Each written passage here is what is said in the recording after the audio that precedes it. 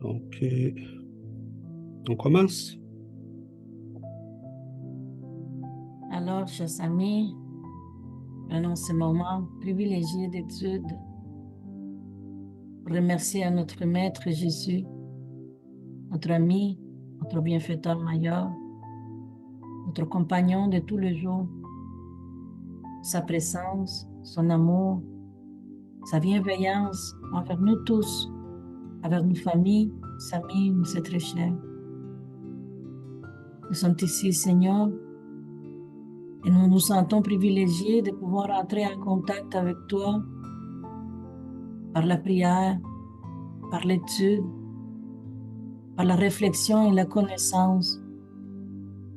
Merci Seigneur de cette opportunité. Aide-nous à comprendre notre vie, notre vraie essence.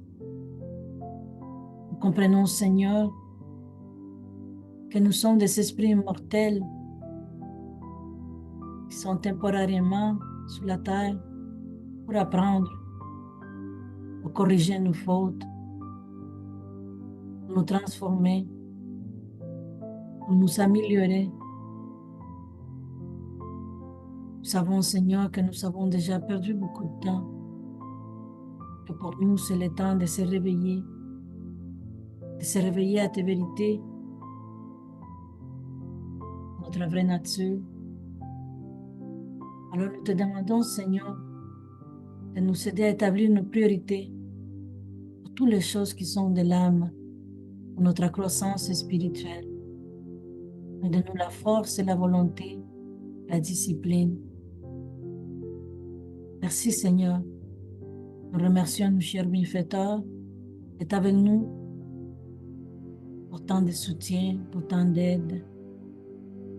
Nous leur demandons de rester toujours proches de nous et de nous aider à rester proches d'eux parmi notre amélioration en suivant les chemins du bien. Restez avec nous, Seigneur, et aidez-nous à profiter de cette étude, comprenant que c'est profiter de notre incarnation. Merci, Seigneur. Merci, cher bienfaiteur. Merci à tous. Ainsi soit-il.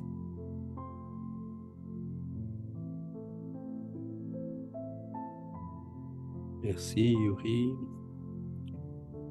Est-ce que, Christophe, tu pourrais lire les premiers textes pour nous, s'il te plaît, et les partager? Oui. Une seconde. Placer.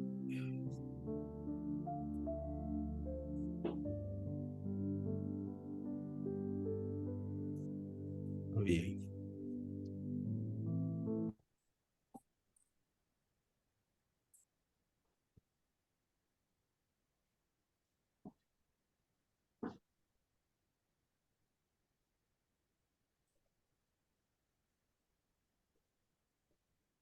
Et voici. Je le vois. Est-ce que tu pourrais un tout petit peu l'agrandir? Est-ce que ce serait possible, César? Ah, c'est cool. Merci beaucoup. Merci beaucoup. Oh, presque de trop, mais bon, ok. Je peux Merci beaucoup. le diminuer. Merci beaucoup. Merci. Donc, le thème d'aujourd'hui, portrait du corps mental. Pour définir le corps spirituel, il nous faut considérer tout d'abord qu'il ne reflète pas le corps physique, car en réalité, c'est le corps physique qui le reflète, tout comme le corps spirituel représente le corps mental qui préside à sa formation. Du point de vue constitutionnel et fonctionnel, où il se caractérise dans la sphère immédiate où travaille l'homme, après la mort, le corps spirituel est le véhicule physique par excellence avec sa structure électromagnétique, bien que quelque peu modifiée en ce qui concerne les phénomènes génésiques et nutritionnels, quoiqu'en fonction des acquisitions de l'esprit qui le manipule. Toutes les toutes les modifications qu'il présente après le stade berceau-tombe se vérifient sur la base de la conduite spirituelle de la créature qui se défait de son squelette terrestre pour continuer son chemin évolutif dans les domaines de l'expérience. Il est donc clair que c'est le sanctuaire vivant dans lequel la conscience immortelle ne cesse de se manifester au-delà de sa sépulture. Formation subtile, tissée de ressources dynamiques, extrêmement poreuses et plastiques, c'est dans cette texture, sur une autre fréquence vibratoire face au système d'échange viscéralement rénové, que les cellules se distribuent plus ou moins comme des particules colloïdales avec une charge électrique respective, se comportant dans l'espace selon leurs conditions spécifiques et présentant des états morphologiques conformes au champ mental auquel ils s'ajustent. André-Louise, Évolution dans deux mondes, chapitre 2, partie 1. Merci beaucoup, Christophe. Merci.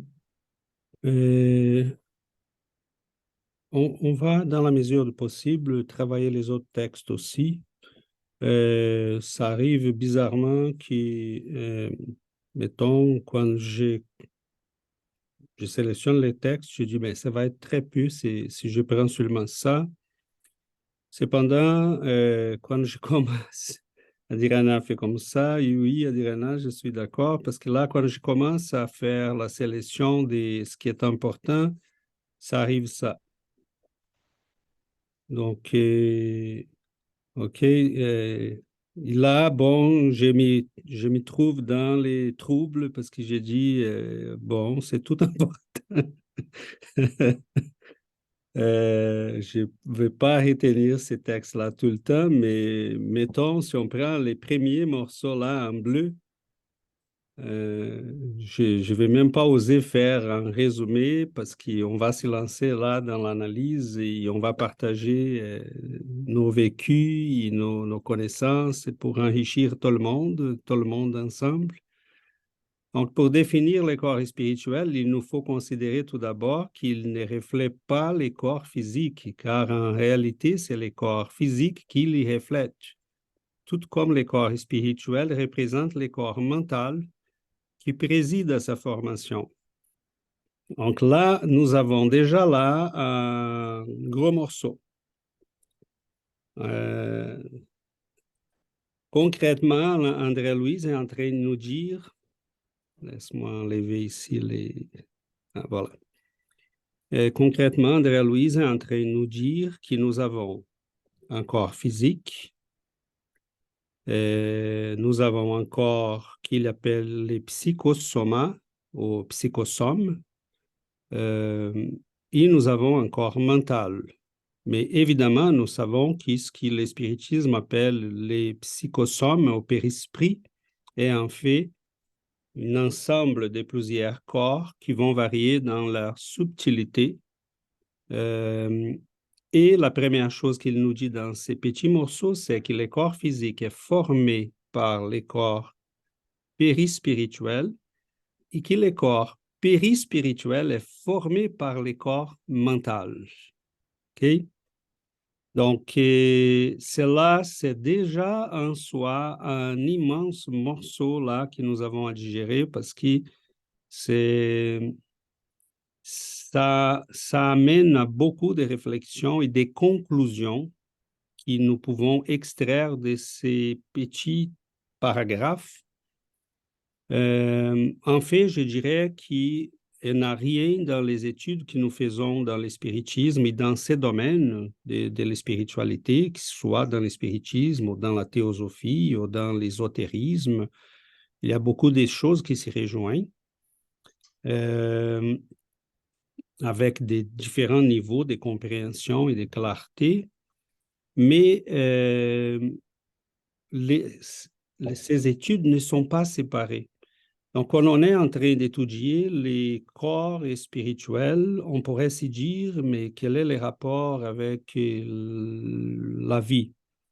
mais le rapport est complet. En étudiant les corps spirituels, on comprendra la question de la santé, l'influence de la pensée sur la santé, sur les niveaux sur la position de l'esprit après la désincarnation, sur les différentes conditions à la naissance, sur le développement des maladies au cours de la vie de d'une personne. On comprendra la morale, parce qu'en étudiant les corps spirituels, on comprend parfaitement pourquoi l'amour est préférable à la haine, le pardon est préférable au non-pardon. Donc, ça devient tellement évident que c'est presque, on dit, ben, on peut les refuser si on veut fermer les yeux, mais c'est évident. Donc, ce qu'il dit dans ces petits morceaux, c'est que tout simplement, nous avons un corps. Les corps sont dans différents niveaux de priorité. Et les corps périspirituels, il y a des molécules qui sont très flexibles, qui vont de la même manière que les corps physiques. On doit penser là, je ne sais pas si vous vous rappelez, on peut connecter on peut voir un champ électrique en jetant de la farine ou en jetant des petites substances, la limaille. Merci Christophe. Donc là, si on les jette, on voit la forme du champ magnétique. Le corps spirituel va fonctionner comme ça dans les moments qu'il va former notre corps. Donc, le périsprit va guider la formation du corps physique et la génétique va s'ajuster à ces champs magnétiques. C'est là qu'on verra plusieurs phénomènes comme l'apparition des syndromes, des maladies, ou la santé parfaite, ou quelques aptitudes intellectuelles qui vont être préservées au moment de la naissance, des garçons et des filles de 16-5 ans qui jouent les pianos parfaitement, tandis que nous autres, là, on fait des efforts toute une vie pour jouer et on n'arrive jamais. Donc, pour les maths, un petit garçon de 7 ans qui fait des maths supérieures, c'est pas donné ça. Okay? Donc là, je vous demande là de me dire comment vous voulez procéder parce que concrètement, si on regarde les textes que nous avons en face de nous, chacun de ces morceaux revient là des choses qui demandent une attention particulière. Et d'un point de vue constitutionnel et fonctionnel, où il se caractérise dans les sphères immédiates où travaille l'homme, c'est-à-dire juste après la désincarnation, dans les sphères spirituelles la plus proche de nous. Après la mort, les corps spirituels et les véhicules physiques, faisons bien attention à ça, par excellence avec sa structure électromagnétique. Donc là, on parle que le périsprit est un corps spirituel, mais pour les esprits, dans les plans spirituels immédiats à la Terre, il est un corps physique, même en ayant une structure électromagnétique. Ça peut nous paraître étrange, mais notre corps physique, c'est quoi? Son structure, c'est quoi? C'est électromagnétique aussi, parce qu'il est basé sur des liens chimiques. Et il fonctionne comme un instrument électromagnétique aussi. Parce que les liaisons chimiques, sa base, c'est l'attirance ou la répulsion électromagnétique. Bien que quelque peu modifié en ce qui concerne le phénomène génésique et nutritionnel, quoique en fonction des acquisitions de l'esprit qui les manipule. Bon Dieu, donc là, qu'est-ce qu'André Louise est en train de nous dire? Et dépendamment de notre niveau, ce corps spirituel va refléter notre psychisme, notre corps mental. Il peut être tellement physique qu'on mange, qu'on excrète, qu'on a des organes génésiques, mais dépendamment de l'évolution, cela commence à subir des changements au point que certains organes vont disparaître. Ah, ça, c'est alerte nouveau, mais en fait, c'est pas nouveau. On sait déjà qu'il y a même dans l'appendice, qu'on dit, c'est un organe qui la biologie n'a jamais réussi à expliquer. Parce que, bon, selon les biologistes, c'est tout simplement un organe qu'on n'utilise plus. La dentition, les dents, les canins sont de plus en plus moins canins. Il y a même des enfants qui sont en train d'y venir au monde sans certains dents, parce que l'évolution nous dit, là, Adriana est dans ce domaine, elle peut nous dire oui ou non, mais on sait que l'évolution fait son travail. Mettons, on a de moins en moins de cheveux. Parce que, bon, on est capable de s'habiller, on a des maisons. Donc, après des milliers d'années comme ça, l'évolution commence à nous dire, mais vous n'avez plus besoin de ça. Donc, les organes dans les processus évolutifs changent. Et ce qu'André Louise est en train de nous dire, dans les sphères spirituelles, c'est pareil.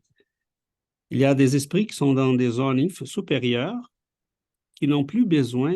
Donc, les manifestations de l'affectivité ne passent pas nécessairement toujours par la sexualité comme chez nous. Mais est-ce qu'elle peut passer quand même encore là? Oui. André Louise va décrire des foyers dans les plans spirituels, des relations affectives, des engagements comme les mariages, les pré-mariages, la personne avec qui il est à Notre-Dame au moment qu'il arrive là-bas, c'est un Lysias, c'est un messier qui est engagé dans une relation affective avec une fille avec qui il va se marier. Il a, comme dit quelques amis, bon, ils vont passer peut-être 30 ans chez Notre-Dame en se regardant dans les yeux. Pas nécessairement, ils vont avoir des relations affectives et pourquoi pas physiques aussi. Donc, nous savons que c'est pour certains esprits qui sont déjà rendus à un niveau d'évolution quand même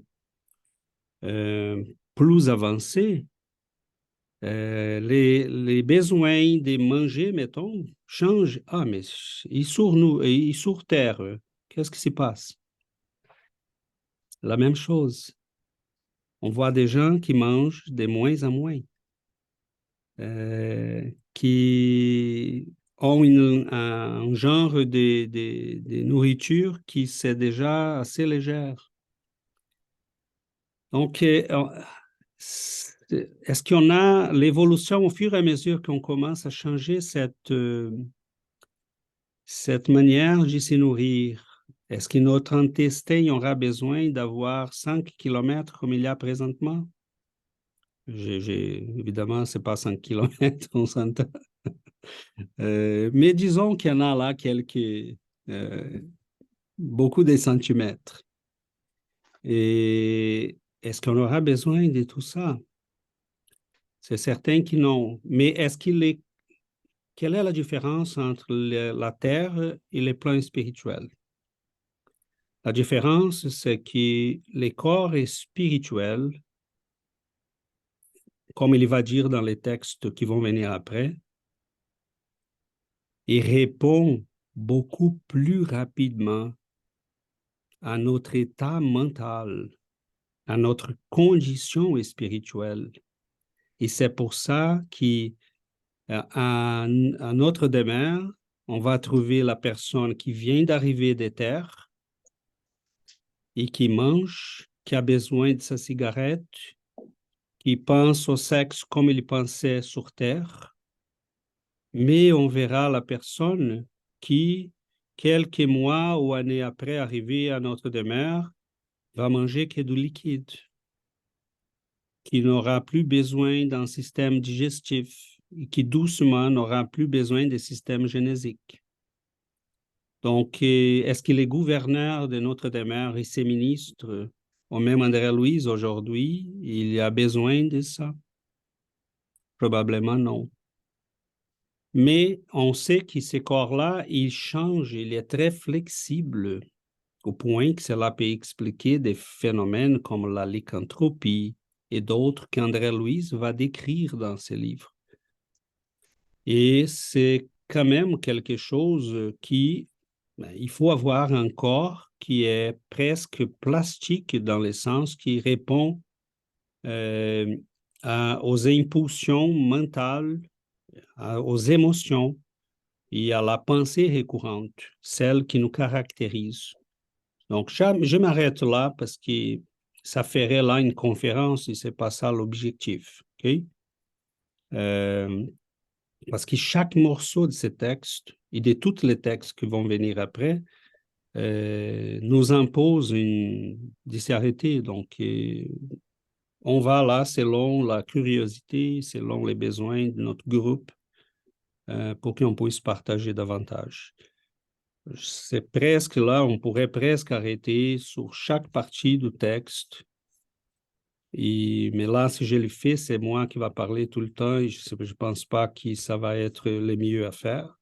Mais seulement pour dire là, mettons,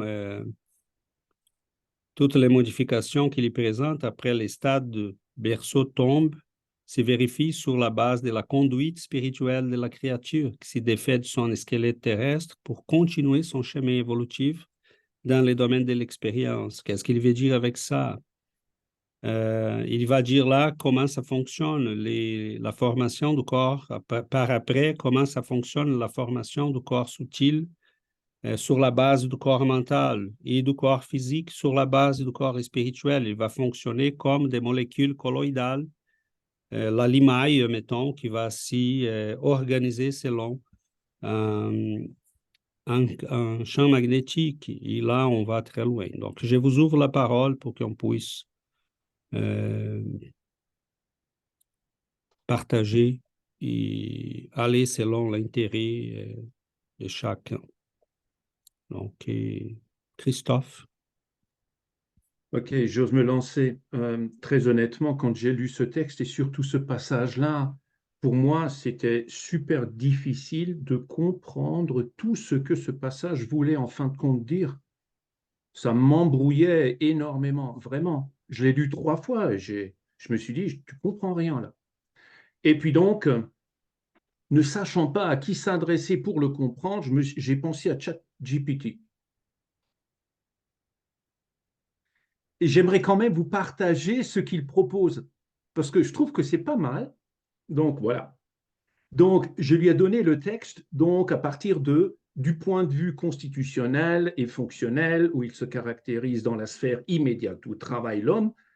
Après la mort, le corps spirituel est le véhicule physique par excellence avec sa structure électromagnétique, bien que quelque peu modifiée en ce qui concerne les phénomènes génésiques et nutritionnels, quoiqu'en fonction des acquisitions de l'esprit qui le manipule. Donc c'est exactement ce que nous venons de voir et ce que tu as mis en couleur pour avoir un peu plus de clarté, quoi. Moi, j'ai rien pigé. Enfin, j'ai pigé des bribes, mais je n'arrivais pas à embriquer le tout, en fait. Donc, il me dit, la phrase que vous avez partagée semble traiter du point de vue constitutionnel et fonctionnel du corps spirituel dans la sphère immédiate où l'homme travaille après la mort. Voici une explication possible. 1. Corps spirituel. Le texte parle d'un corps spirituel qui est présenté comme le véhicule physique par excellence dans cette sphère post-mortem. 2. Structure électromagnétique. Le corps spirituel est décrit comme ayant une structure électromagnétique. Cela suggère que l'auteur envisage une composante énergétique ou vibratoire associé au corps spirituel. 3. Modification des phénomènes génésiques et nutritionnels. Là, il dit, le texte mentionne des modifications dans les processus génésiques, entre parenthèses, liés à la reproduction, il ferme la parenthèse, et nutritionnelle du corps spirituel après la mort. Il peut s'agir d'adaptations ou de changements spécifiques qui surviennent dans ce contexte particulier. Influence de l'esprit. La phrase suggère que les caractéristiques du corps spirituel sont en partie déterminées par les acquisitions de l'esprit qui le manipule. Cela souligne peut-être l'importance du développement spirituel et des connaissances acquises pendant la vie. Pas mal, je trouve. Ensuite, il dit, On devient tous inutiles à partir de ChatGPT. oui, mais là, il m'a aidé quand même. Oh oui, oui, Donc, oui, non, c'est parfait, c'est pour il fait ça. un résumé, et il dit, bon, là, je me rends compte que je fais de la pub pour ChatGPT, mais bon, en résumé, le passage semble aborder la nature du corps spirituel après la mort, mettant l'accent sur sa structure électromagnétique, ses adaptations fonctionnelles et son lien avec les acquisitions spirituelles de l'individu. Voilà, donc là, j'ai compris. Après tout cela, j'ai mieux compris. Mais avant ça, je n'avais pas vraiment bien compris. Mais donc voilà, merci. Et tu as eu une excellente idée. Ça a marché très bien d'ailleurs. Ça aurait peut-être pas nécessairement marché. Absolument, mais il est vraiment, comment dire, un- il est vraiment très, très précautionneux parce qu'il dit, ben, ça pourrait être cette explication. On pourrait lui aussi dire, ben, donne-moi une deuxième peut-être, je ne sais pas où on va pouvoir aller. Mais c'est simplement cette première, déjà, elle m'a élucidé des choses que je n'avais pas vraiment bien pu mettre en place, en fait. Voilà. Oui. Donc, voilà, je voulais le partager. Peut-être que ça peut aider Oh quelqu'un non, encore non, mieux. ça aide certainement. Et c'est pour ça qu'il a, au moment que je lisais pour m'y préparer, je dis c'est un sujet complexe, très complexe. Et j'ai commencé là à regarder les textes morceau par morceau. J'ai dit, mais on va pas passer de ces premiers-là. J'ai dit, c'est quand même. Et là, ChatGPT, mais c'est merveilleux parce que je me rappelle là des commentaires que mon beau-frère a fait je pense, une année en arrière, là, et il disait, oh, ChatGPT, c'est rien de spiritisme. Je demande, tu connais le spiritisme? Il se connaissait, mais là, on voit. C'est impressionnant parce que moi, j'ai traduisais les textes ici. Il est déjà traduit en français. J'ai pris une traduction, mais il y avait des morceaux que je n'étais pas très certain. Mais il ramasse tout ça, il ramasse toutes les questions qu'on pose, il ramasse toutes les informations qui rentrent, il les réorganise, c'est merveilleux ça. Non, non, je pense que tu as une excellente idée. Et là, ça, c'est exactement ça, Christophe. Quand on lit ces textes, des fois, même en portugais, on les lit, on dit, mon Dieu, là, mais je pense que c'est un peu voulu. André Louise voulait laisser là comme des informations un peu condensées en nous laissant le temps de les digérer. Parce que je vais dire une chose à Christophe et à tout le monde. Au Brésil, aujourd'hui même, on a des gens qui sont passés des années dans le spiritisme, qui ont connu Chico Xavier et qui n'arrivent pas à comprendre comment ça se fait comme ça, on mange dans le monde spirituel, on a des organes. Non, c'est pas possible. L'esprit n'a pas des organes. Non, l'esprit, non. L'esprit n'a pas d'organes. Mais pour vivre dans le monde spirituel, il y a besoin d'organes, il y a besoin d'un corps. C'est ça qu'André Louise est en train de nous dire. Hein? L'esprit n'a pas besoin de manger, hein, mais pour vivre incarné sur Terre, nous avons besoin d'un corps. Ces corps-là ont besoin de manger. C'est ça la différence. Donc, Même sur Terre, on a des gens qui ont des niveaux différents d'utilisation de ces organes. Il y a des gens qui n'utilisent pas ces organes génésiques parce qu'ils ont déjà dépassé ces besoins. Est-ce que Chico, son affectivité passait par là, ou Mère Teresa, ou pas vraiment? Est-ce qu'ils mangeaient? Il y a des gens, des yogis en Inde qui mangent rien. Dans la tradition chrétienne, je me rappelle d'un moine qui vivait à Sitra en Égypte, qu'il mangeait un morceau de pain avec un petit peu d'olive, de huile d'olive. Il y a un peu de sel. C'est ce qu'il mangeait à tous les jours et de l'eau. Donc, cet homme-là produit des livres et des livres et des choses qui nous restent jusqu'à aujourd'hui. Donc, et s'il mange comme ça, il n'aura pas les capacités pour faire quoi que ce soit. C'est faux. Donc, ces textes-là, c'est déjà en soi quelque chose de difficile. Il est donc clair que c'est, regardons à la fin, il est donc clair, ici en vert, toutes les modifications qu'il présente, regardons, il s'y modifie de manière constante. Et d'un esprit à l'autre, cela change. Mettons, 2 personnes qui sont décédées dans un incendie, brûlées. Une arrive au plan spirituel avec des égratignures. D'autres, comme un vrai brûlé. Son corps spirituel reflète les vécus dans les corps physiques. Quelle est la différence? Donc, après, les stades de berceau tombent, se vérifient sur la base, ces modifications, donc, se vérifient sur la base de la conduite spirituelle de la créature. Il s'y défait de son corps terrestre pour continuer son chemin évolutif dans les domaines de l'expérience. Donc, tout ce qu'on fait, tout ce qu'on pense, tout ce qu'on sent,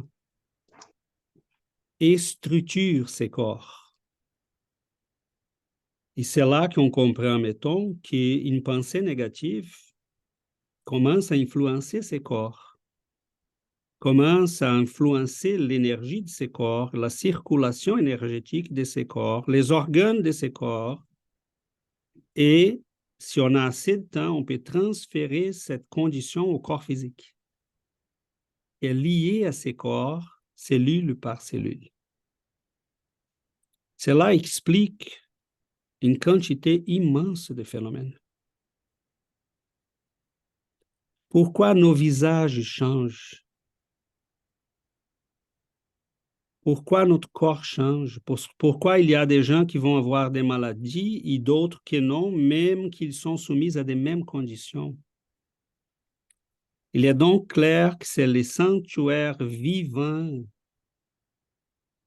dans lesquels la conscience immortelle, l'esprit, ne cesse de se manifester au-delà de la sépulture.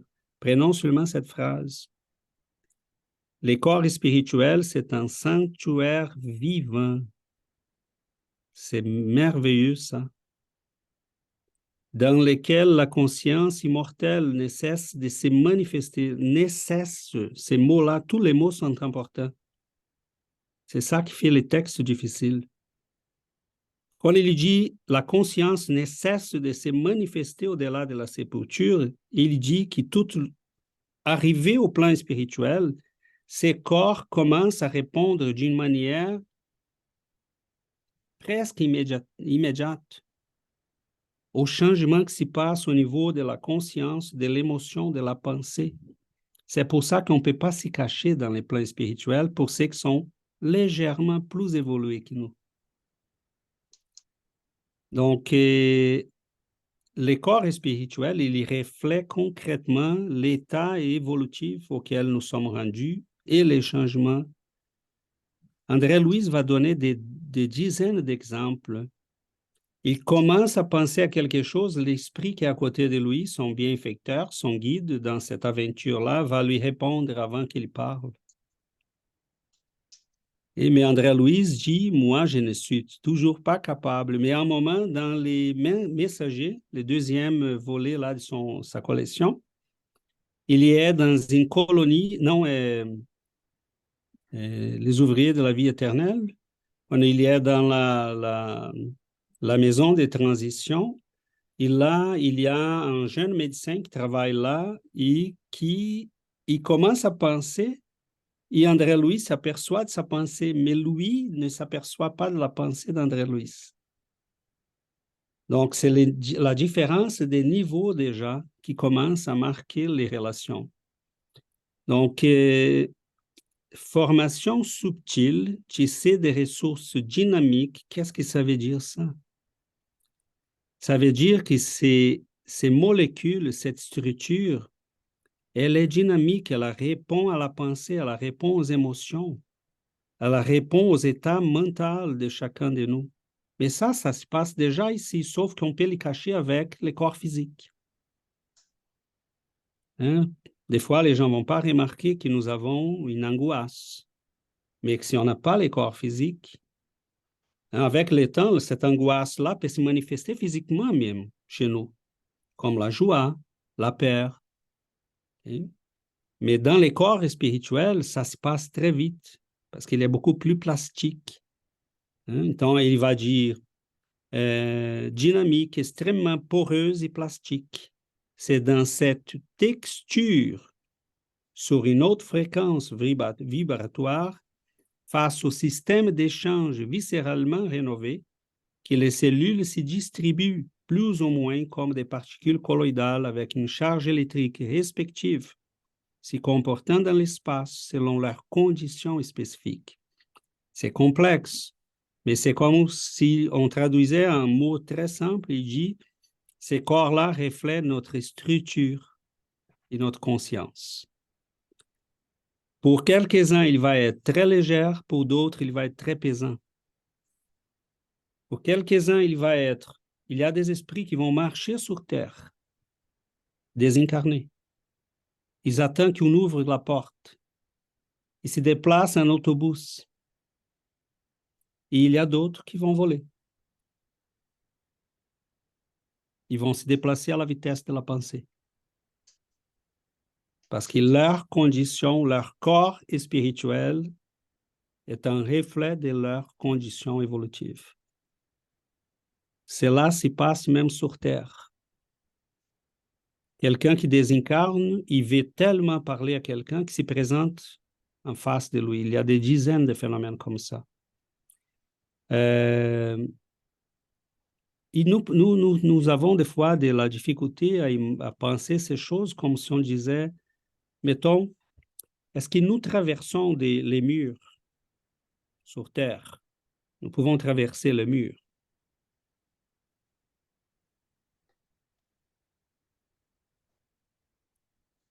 Avec les corps physiques, non. Mais pendant la nuit, vous êtes dans votre chambre. Vous sortez.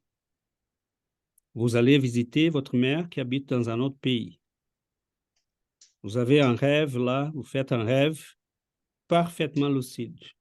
Tu sais que tu as visité ta mère, tu as parlé à ta mère. Comment tu es sorti de ta chambre?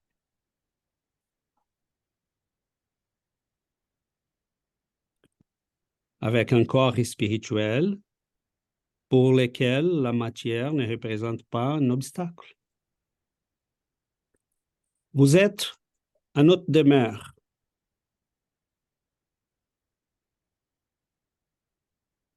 Vous faites un rêve. Vous allez visiter quelqu'un dans une colonie spirituelle plus élevée. C'est la même chose. Pour laisser les corps plus pesants, la partie du périsprit, c'est là qu'on dit que le périsprit a probablement plusieurs niveaux. C'est les rêves d'André-Louis dans les textes en bas. Et il dit, j'ai laissé mon organe physique, là, mon corps physique plus grossier à notre demeure et je suis parti visiter ma mère. il est en train de dire que nous sommes des couches, plusieurs couches. Quand sa mère vient à notre demeure lui visiter, pour André Louis, sa mère est désincarnée. Il ne la voit pas. Parce qu'elle est dans un niveau d'évolution et de subtilité périspirituelle qui n'est pas la sienne. Quand les esprits viennent nous visiter sur Terre, à ces moments-ci, nous sommes entourés des esprits autour de nous. C'est comme s'ils n'étaient pas là. Surtout dans un moment qu'on concentre notre attention à autre chose. Donc, on a comme l'impression que les choses sont tellement différentes. En fait, non. Et est-ce que si on désincarne, on verra immédiatement toutes les gens qu'on aime? Quoi, Yuri, on ne t'entend pas. Je dis, ça dépend du niveau d'évolution, de la vibration. Tu sais, ça ne veut pas dire que je vais retrouver, je ne sais pas, mon grand-père s'il est dans un niveau plus haut, plus bas. Possiblement, non. Il peut être dans un niveau tellement non évolué qu'il n'est même pas capable de t'y voir incarné. Ça peut arriver aussi. Donc, c'est cette...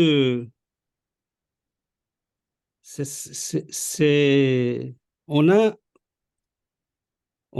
en face de nous un univers d'une beauté, d'une complexité, mais en même temps d'une simplicité qui est merveilleux. Donc, les corps spirituels, rendus au plan spirituel, il est un corps. Il est un corps. Les esprits ont besoin d'un corps pour se manifester dans les plans spirituels. Est-ce qu'André Louis peut traverser les portes à notre demeure?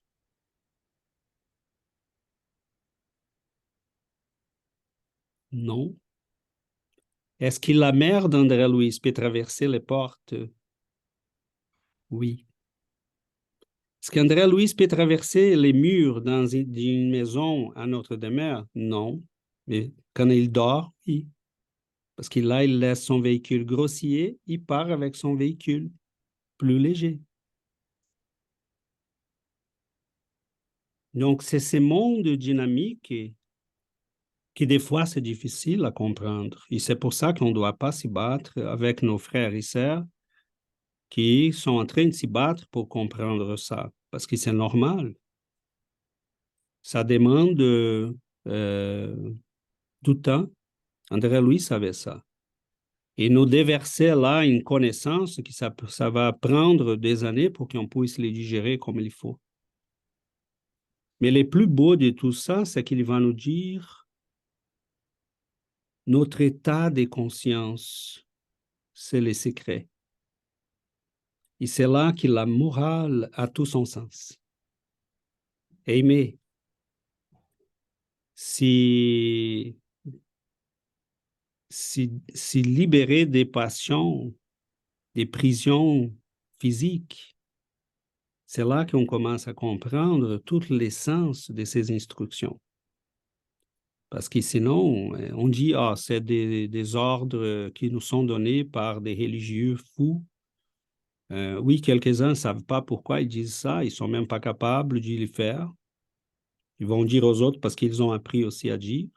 Mais avec ce que nous étudions ici, nous comprenons parfaitement quel est l'effet de ces choses sur nous. Oui, Sébastien? Ou Yuri, je ne sais pas qui a... Ben, Yuri, elle a levé en premier. Je vais aller en premier. Les Non, je dames en voulais premier. juste partager une expérience que j'ai eue cette semaine. Souvent, ben, quand je sors de mon travail, je me fais suivre par des désincarnés, mes frères et sœurs bon, qui sont tout le temps proches de moi ou que je suis proche d'eux. Et à un moment donné, j'étais dans la voiture en train de conduire, puis j'avais mal, tu sais, dans son point, là. Puis là, j'ai commencé à dire, éloigne-toi de moi, parce que là, tu me fais mal, je ne suis pas sans service, c'est pas la journée de travail. J'ai dit, reviens telle journée. Tu sais, et j'arrêtais pas, mais j'avais de plus en plus mal. Puis à un moment donné, je me suis sentie comme fâchée. Puis là, j'ai dit, là, tu vas t'éloigner de moi. Puis là, j'ai entendu, ben, arrête la voiture. Parce que j'étais comme à l'autoroute, tu sais. Puis elle dit, ben, arrête la voiture, comme, je vais débarquer, tu sais. Mais, tu sais, j'avais jamais pensé à ça. Tu sais, j'étais sur l'autoroute, puis vraiment, il y avait besoin que je m'arrête pour débarquer de ma voiture. Tu sais, on ne pense pas, mais c'est matériel comme ça, comme tu viens d'expliquer, c'est ça que pour nous, on pense, pour moi en tout cas, avant cette expérience-là, je disais, ben, ils sont là, oui, mais ils sont capables de s'en aller. Puis non, vraiment, en tout cas, ça m'a fait prendre conscience aussi et je vais être plus attentif à ça par rapport aux autres. Mais une partie du texte aussi, c'est ça que, bon, tout le monde, que ça m'a attiré mon attention juste dans le deuxième paragraphe quand il parle là, en fonction de cette acquisition de l'esprit qui les manipule. Donc, ce mot manipuler, tu sais, c'est sûr qu'on suit des changements par rapport à notre état émotionnel ou l'entourage de ce que nous sommes, mais aussi comme esprit, nous avons la capacité de manipuler notre corps. Et ça m'a touché, puis ça m'a fait penser aussi il y avait une bienfaitrice, une amie à nous autres, en fait, qu'on a connue quand elle était vivante. Elle a désincarné. Puis à un moment donné, elle s'est présentée à nos travaux. Puis je savais que c'était elle, mais elle avait une autre apparence. Puis là, elle a dit, ben, tu sais, ça m'était permis avoir une autre apparence, de faire un petit peu ma vanité, parce que, bon, elle était spirit aussi. Mais, tu sais, cette manipulation, ça m'a... Tu sais, nous autres, arriver à ce niveau-là, ça prend l'étude, la transformation, la réforme intime, la croissance morale, la croissance intellectuelle. Bon, c'est ça que je voulais partager. Merci. Merci beaucoup, Yuri. Merci beaucoup, Sébastien. Oui, moi aussi, c'est un peu semblable. Hier, on a reçu un esprit qui se plaignait, qui était très fatigué, qui se sentait très fatigué. Puis moi, j'ai dit, mais maintenant, tu as désincarné, puis l'esprit, il n'y a pas besoin de se reposer. Fait que finalement, quand on est incarné, puis on s'identifie au corps, notre mental, il finit par se limiter dans ce corps-là. Puis on est tellement limité par ces limites-là de ce corps-là que quand on désincarne, notre mental, il a les mêmes limites que quand on était dans le corps. Fait que c'est sûr que c'est pas un processus que tu appuies sur un bouton, puis tout disparaît, puis tu es libre comme un oiseau. Ça marche pas comme ça, mais comme Yuri a dit, avec l'étude, avec prendre conscience que oui, aujourd'hui, je suis limité par le corps physique, par les structures de la matière, je suis limité, mais mon esprit, il l'est pas. Alors, c'est pour ça que quand je dors, je peux traverser les murs. Mais même mon corps spirituel, il est limité par la structure plus subtile du monde spirituel. Mais encore là, mon esprit ne l'est pas. Puis moi, je suis mon esprit, je ne suis pas tous ces corps-là. J'habite temporairement dans ces corps-là, mais mon esprit ne l'est pas. Alors quand je commence à penser comme un esprit, que je suis réellement, je commence peu à peu à accepter les limites dans lesquelles je vis temporairement dans ces structures-là, mais je ne suis pas limité par ça. Je pense que vraiment, quand on regarde la réalité par les yeux de l'esprit, ça fait tellement un gros changement dans toutes ces limitations qui sont imposées par nous-mêmes, dans le fond. C'est ça que je disais à l'esprit, c'est toi-même qui s'impose ça. Alors, c'est compliqué, mais c'est simple en même temps, parce que l'esprit est libre. Puis nous autres, on crée ces limites-là. Alors, peu à peu, on doit faire tomber ces murs-là, peu à peu. Alors, c'est un peu ça, je voulais dire. Avec l'étude et comme Yuri a dit, tout. Merci. Et c'est intéressant, Sébastien, Yuri, parce que ces relations entre les corps et notre état de conscience, c'est quelque chose de très, très, très subtil. Mettons, euh, il parle là que le phénomène de croissance s'est fait dans un mécanisme d'action-réaction dans les vécus physiques, les vécus spirituels, hein, de nos passages dans les corps physiques et nos retours au plan spirituel. Ce qu'on a vécu là va influencer notre retour ici Et tout le temps, on est dans cette dialectique. Mais plus notre volonté, plus notre pensée commence à s'y solidifier, surtout la volonté, on commence à avoir un contrôle et l'esprit commence, la conscience commence à influencer tant les corps spirituels que les corps physiques. Mais comme Sébastien a dit, qu'est-ce qui se passe la majeure partie du temps? On est tellement conditionné par les corps physiques. Mettons, c'est comme si on marchait avec un scaphandre. C'est les bons mots, hein? Scaphandre, ce qui utilise les gens qui vont en profondeur. Même ceux qui marchent là, dans la partie solide de l'océan. Supposons qu'on marche, qui sur Terre, on est comme si on utilisait un scaphandre. Le corps physique est un scaphandre. Et là, quand quelqu'un nous enlève, on continue à marcher lentement. La pesanteur n'est plus là, mais nos habitudes sont là encore. Donc, il y a beaucoup d'esprits qui vont avoir un niveau de vibration tellement dense, tellement proche du corps physique, son corps spirituel est tellement proche de son corps physique, quand on enlève le corps physique, il a comme l'impression qu'il est là encore. Parce que sa vibration est très semblable à de ces molécules physiques. Il n'a pas découvert encore que c'est lui qui manipule les corps, pas les corps qui les manipulent. Donc, c'est là les... Oui, Dominique. César, on a parlé du corps physique, spirituel et mental. J'aimerais savoir où se situent les centres de force. Est-ce qu'ils agissent sur les trois corps, les chakras? Merci, Dominique. Ça, c'est, tu vois, dans la séquence qu'André Louise fait dans les livres Évolution sur des mondes. Après ces premiers textes qu'on lit, j'ai passé au presque dernier là, les corps spirituels après la mort, mais entre les deux, il y a l'exposition sur les chakras, sur les corps, les centres de force. Et ces centres de force vont se situer sur tous les corps. Sur les corps physiques, ils vont être trouvés dans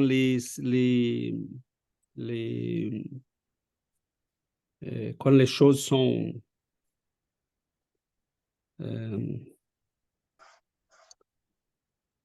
C'est pas sur les cloisonnées, dans les cloisonnements des nerfs et des muscles, mettons, les cardiaques, les centres cardiaques. Ça, c'est tout un centre dans lequel on a plusieurs des nerfs et des muscles qui s'y rejoignent. Donc, dans les corps physiques, on peut les placer exactement dans les parties, mais ces parties-là sont les mêmes dans les corps, mettons, les frontales. Dans les corps spirituels, c'est dans les mêmes places, à la même place. Dans les corps mentaux, il va être aussi dans la même place. Mais ces corps mentaux, là, on rentre dans une zone très difficile parce que les corps mentaux, on sait très peu. Et ce qu'on sait, c'est qu'il peut avoir l'apparence d'un corps normal, comme il peut être une boule de lumière. Tout simplement. Donc, dans la littérature, André Louise même va décrire que les premiers corps qui sortent au moment de la désincarnation, c'est les corps mentaux. Donc, il va décrire une masse blanchâtre et après violet qui va se former sur la tête du défunt, de la personne qui est en train de désincarner. Et pourquoi c'est lui le premier? Parce que c'est sur lui qui va s'organiser après les corps périspiritiques, les périsprits. Donc là, et cette description, c'est très belle parce que ce n'est pas seulement André Louise qui l'a fait. Andrew Jackson Davis, le grand médium américain de l'époque de Kardec, il décrit une désincarnation de la même manière. Il dit, je voyais la personne, elle était en train de mourir. À un moment donné, se détache, se détache de son crâne une masse violette. Et sur cette masse-là, elle commence comme à organiser les corps qui doucement commencent à se détacher du corps physique, comme s'il y avait un centre des commandements.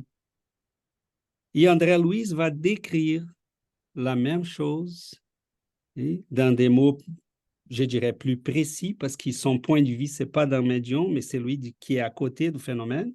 Donc, il décrit dans des détails qui sont très, très, très beaux à voir. Mais on a, sur les 3 corps, on a, parce que comment les périsprits peuvent avoir des centres de force s'ils ne sont pas déjà dans les corps mentaux?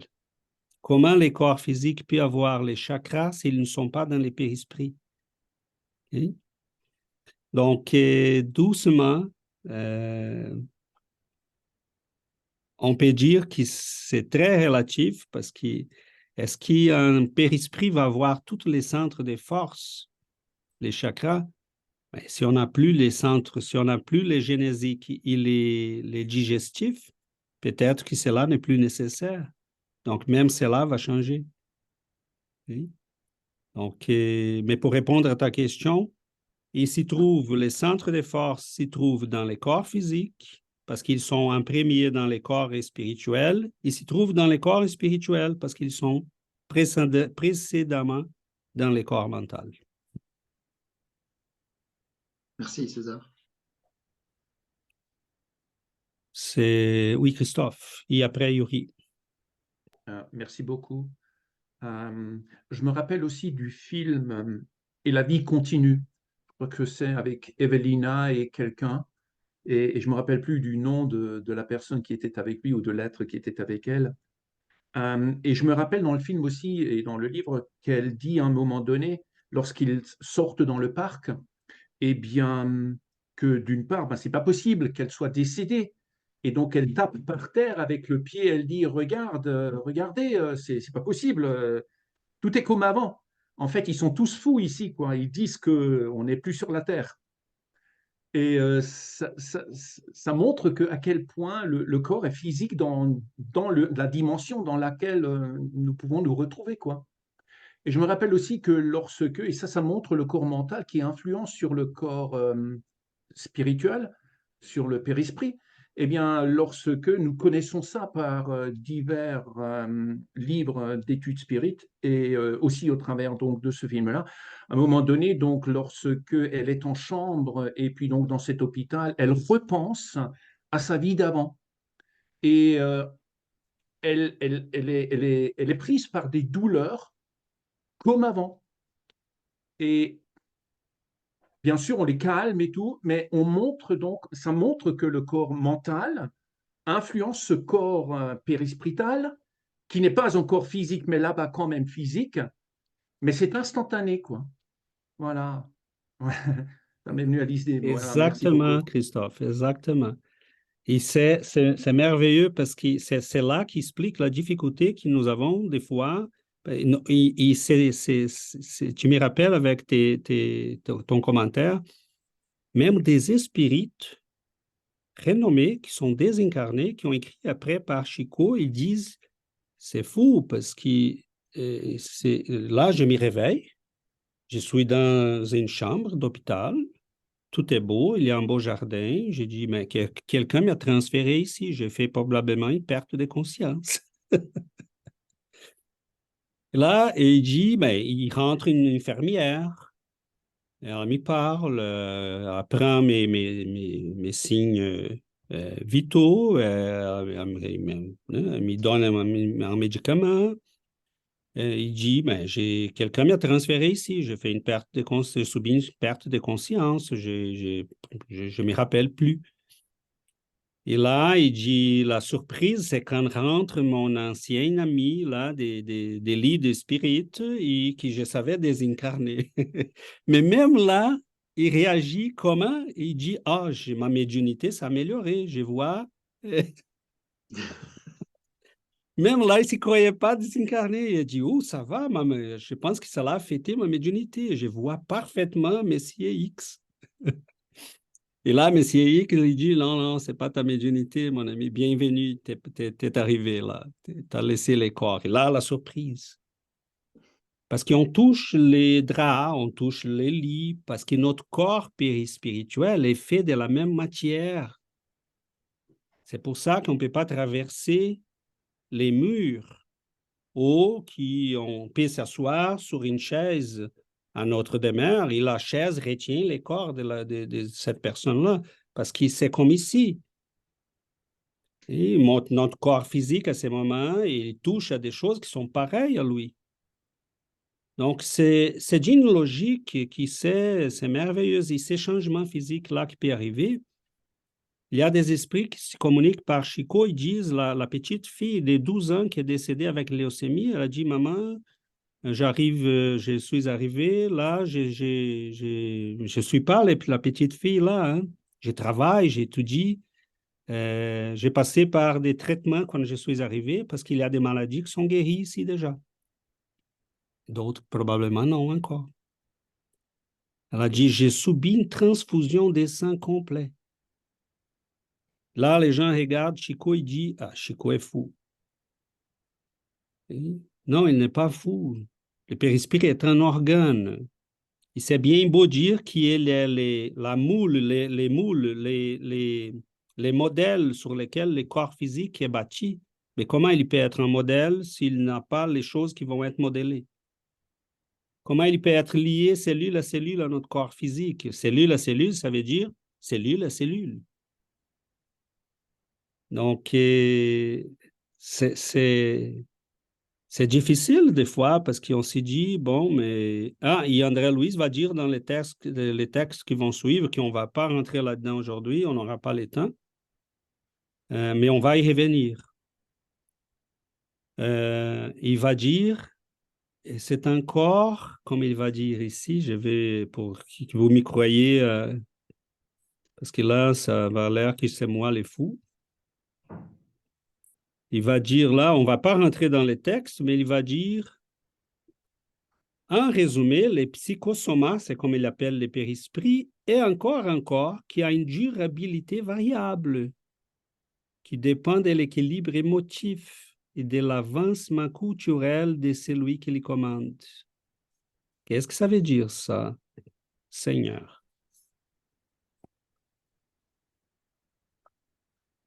Le corps spirituel a une durabilité variable, dépendamment de la structure émotive et spirituelle de la personne qui les commande.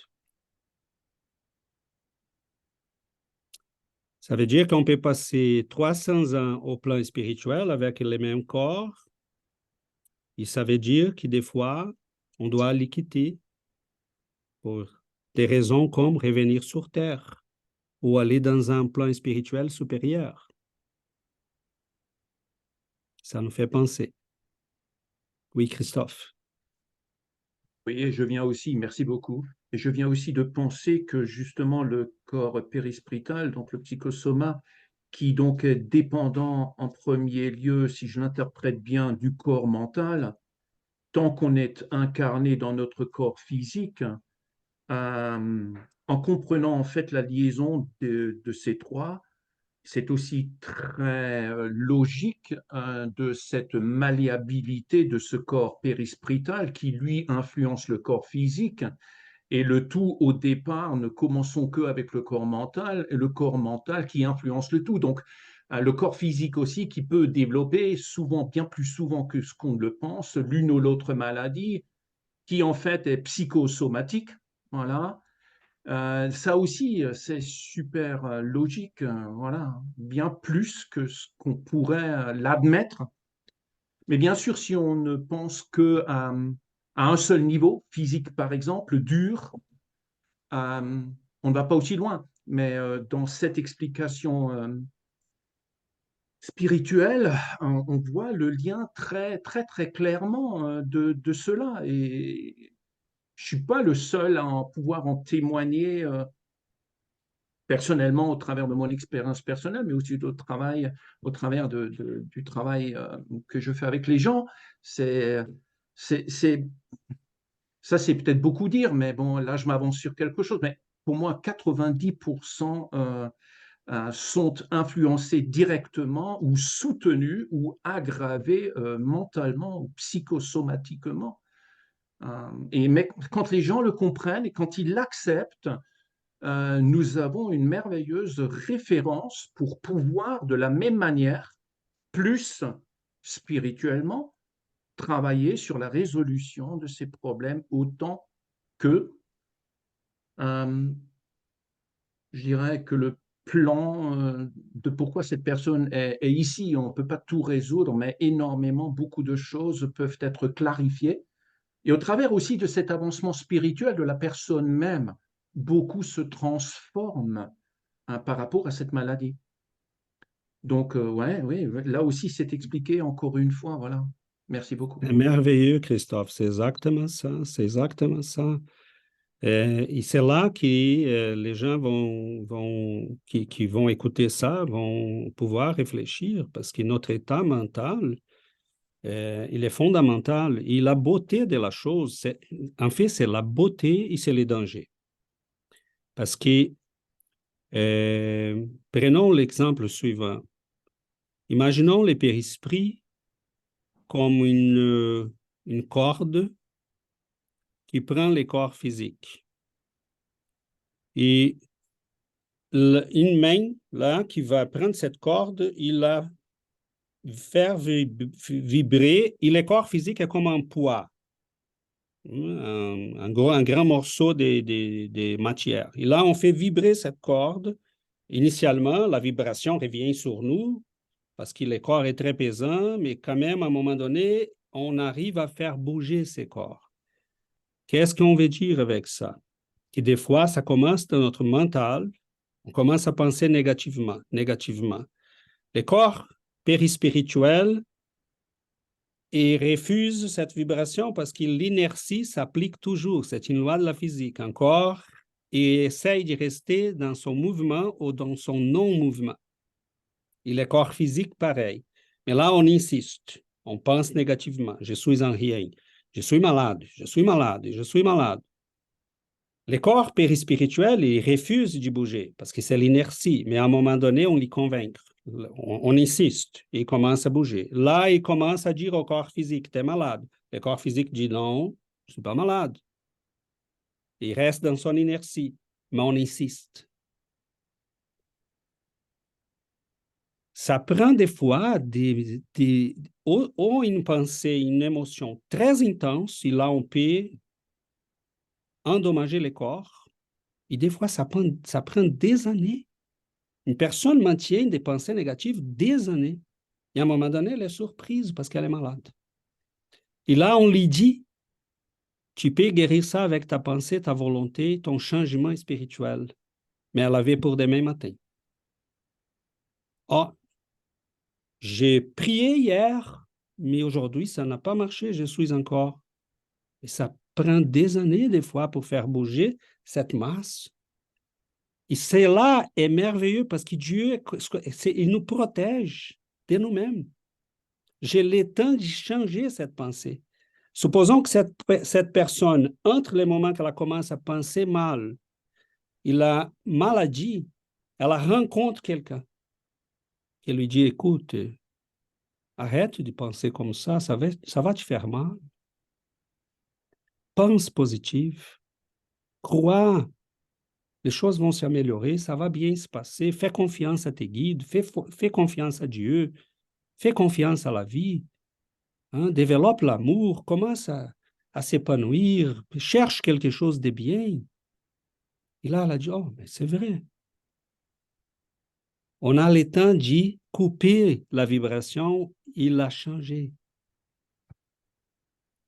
Donc, c'est merveilleux quand on commence à comprendre ça. C'est merveilleux. Je trouve que c'est d'une beauté quelque chose. Je ne vais pas dire épouvantable, que Giovanna n'est pas là pour me corriger. Mais c'est merveilleux. C'est d'une beauté merveilleuse. Mais bon, doucement, on apprend et on a tellement à explorer. Des fois, je commence à penser là. Je dis, Mais bon, si je suis dans les plans spirituels, je désincarne. Mon corps périspirituel, ça fait 300 ans que je suis là. Les esprits me disent, César, c'est le temps de peut-être s'en aller, passer un séjour dans un... Je rêve là, hein. Je sais que on va à l'umbral et de là on revient. Mais j'ai le droit de rêver. Tu vas vers un plan spirituel plus élevé. Mais il faut laisser ton corps. Mais là, on va refuser aussi. On a la famille, on a les amis, on travaille, on va à l'école, à l'université. On ne veut pas laisser notre vie. Mais c'est pour aller plus haut, César. Non, laisse-moi un peu plus ici. C'est les mêmes que nous faisons ici. Mais là, tu as accompli ta réincarnation, c'est bien. C'est l'état. Mais non, arrête. Je n'ai que 95 ans. Laisse-moi ici jusqu'à 120. C'est comme ça que nous sommes. Okay?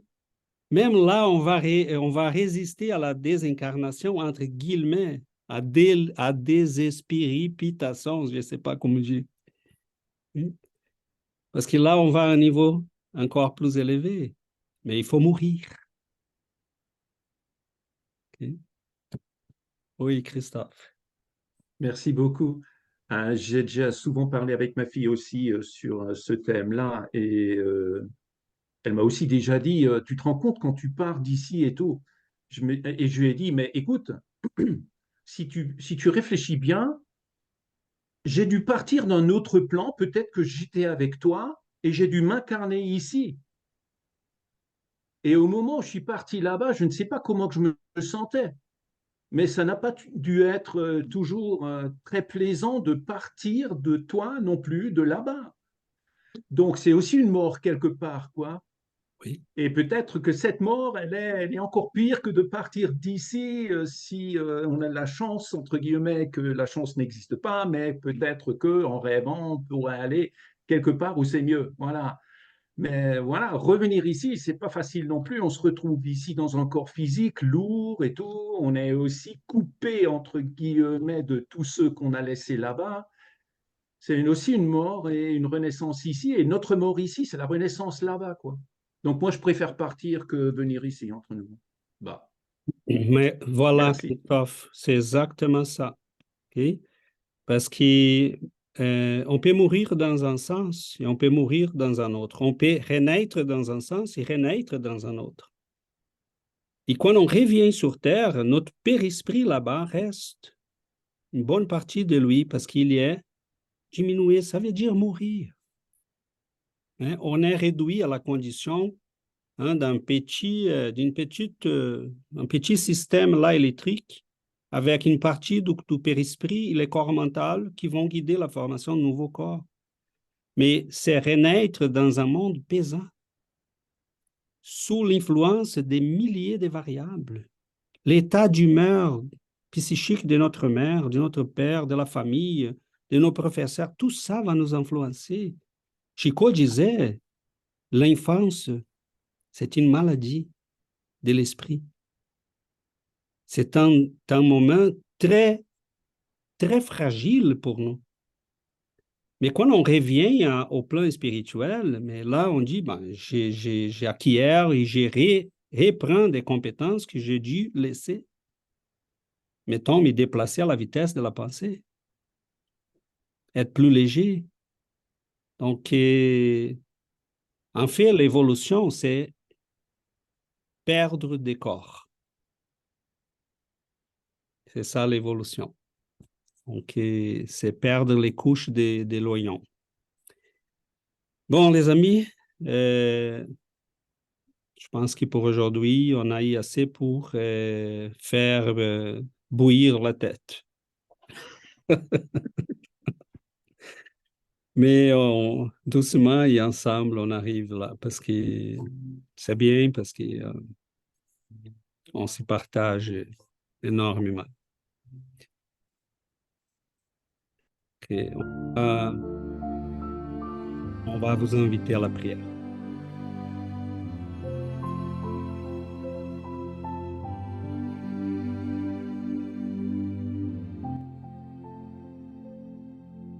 Chers amis, prenons quelques instants pour remercier à nos guides, à la beauté de cette vie que nous découvrons ensemble, de ces regards plus larges, plus profonds sur l'immensité de la vie,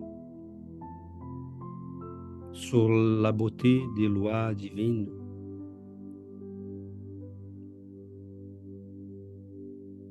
Nous amenant à imaginer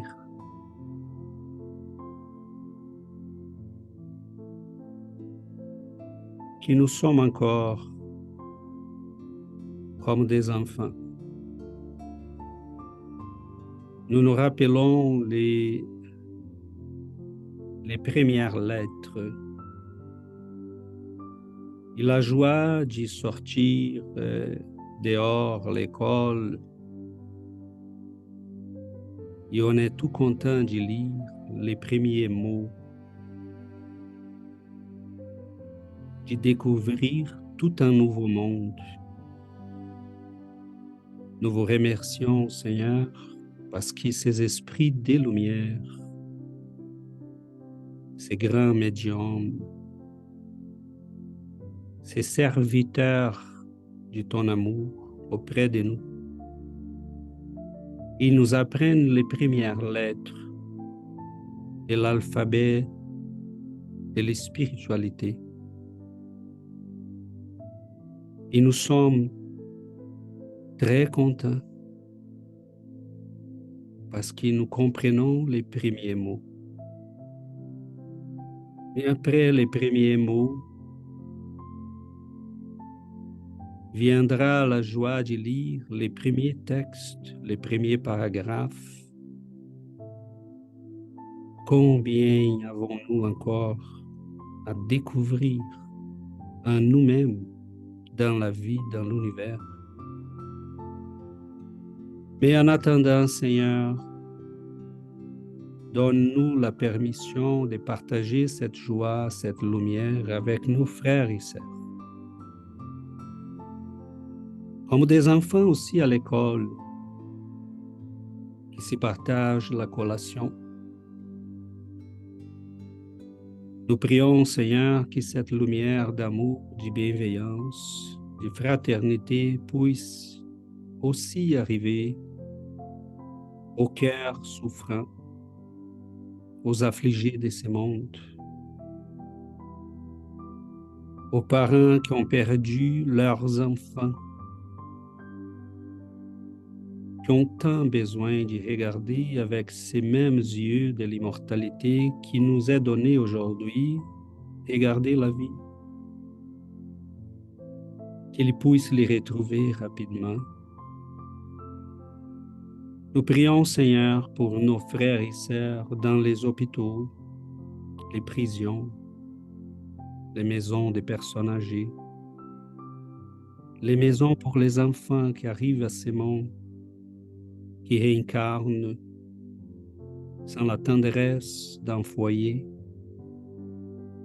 Nous prions, Seigneur, pour ceux qui sont dans la souffrance physique, mais surtout pour ceux qui sont dans la souffrance psychique, qui font face aux obsessions. Donne-nous, Seigneur, la joie d'y prier pour que cette lumière puisse venir à nos foyers, entourer nos êtres chers, bénir nos vies. Que cette lumière puisse pénétrer nos corps et s'allumer dans nos cœurs. Et qu'elle reste allumée, Seigneur, comme un feu qui brûle nos imperfections, capable d'éclairer nos chemins, de nous montrer la direction. Nous vous remercions, Seigneur, comme ces enfants qui te cherchaient dans les petits villages dont tu marchais. Nous vous remercions comme eux,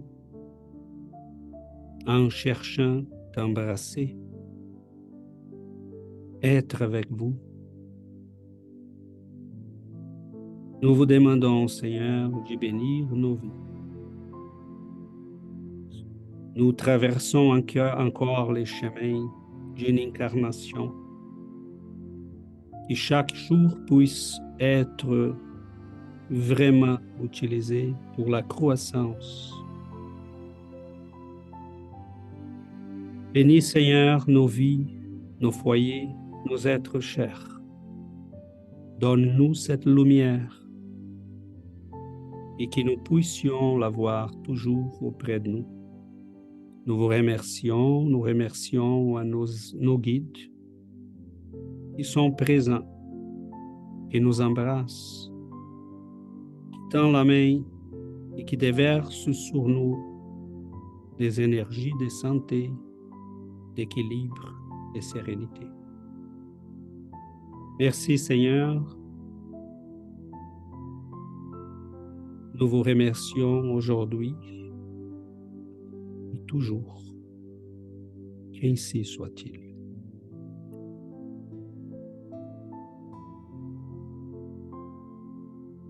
Merci César.